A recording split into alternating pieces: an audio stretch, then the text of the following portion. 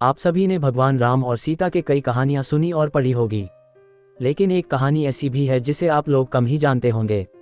तो आज माता सीता के बारे में एक रोचक कथा जानते हैं। एक समय की बात है जब माता सीता अपने उपवन में घूमने गई थी। वह कई देर तक फूलों को देखती रही, फिर आकाश को निहारा। तभी देखा कि तोते का एक खूबसूरत जोड़ा एक पेड़ पर आकर बैठ गया।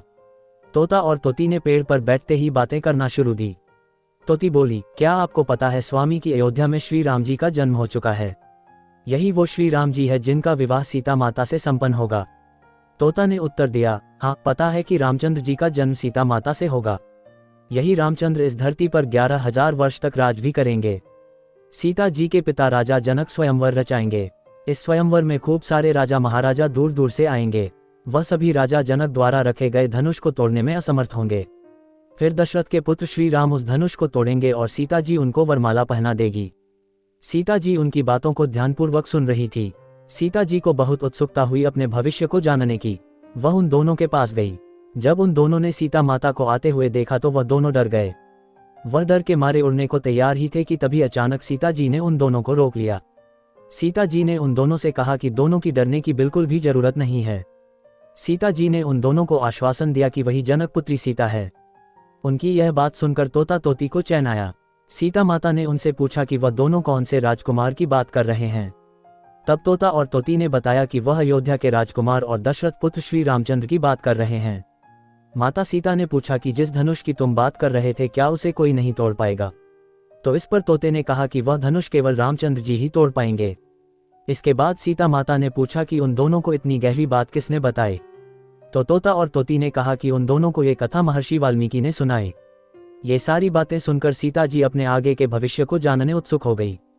सीता जी ने उन दोनों से कहा कि वह दोनों उनके महल में ही रहकर उनके भविष्य के बारे में बताएं। तो इस बात पर तोते ने कहा कि क्योंकि उसकी पत्नी गर्भवती है इसलिए वह अभी तो महल नहीं चल सकते हैं, लेकिन बच्चे के जन्म के पश्चात वह दोनों सीता जी के महल जरूर आएंगे। लेकिन सीता माता उनकी बात को मानी नहीं और वह उन दोनों को महल में रुकने के लिए बाध्य करने लगी। जब वह दोनों सीता जी की बात नहीं माने तो सीता माता ने उस तोती को कसकर पकड़ लिया। तोती ने कहा कि कृपा करके सीता जी उसे छोड़ दे। तोते ने भी बहुत गुहार लगाई पर सीता जी नहीं मानी। वह तोती को अपने राजमहल ले जाने के लिए उड़ गई। तभी तोती ने कहा कि वह आखिरी बार कहती है कि उसे सीता जी छोड़ दे वरना वह उन्हें श्राप दे देगी। इस बात पर सीता जी ने कहा कि राजकुमारी को कभी श्राप नहीं लगता है। अंत में तोती ने श्राप दे ही दिया। तोती बोली कि जैसे आज एक गर्भवती को अपने पति से अलग रहने के लिए बोला जा रहा है, ठीक वैसे ही सीता जी को भी अपनी गर्भावस्था में अपने पति से अलग रहना पड़ेगा। श्राप देने के तुरंत ही बाद में उस तोती ने दम तोड़ दिया। तोते को अपनी पत्नी का बिछुड़न सहन नहीं हुआ। तोते ने भी सीता जी को श्राप दे दिया कि आने वाले समय में वह तोता ही एक इंसान के रूप में जन्म लेगा और वही श्री राम को सीता जी को महल से निष्कासित करने के लिए बाध्य करेगा। सीता जी ने हाथ जोड़कर विनती की कि वह अपना श्राप दोबारा ले ले, लेकिन तोते ने एक भी नहीं सुनी और वह वहां से उड़ गया। ये तोता वही धोबी था जिसकी वजह से माता सीता को महल छोड़कर जाना पड़ा था। Please like and subscribe my channel.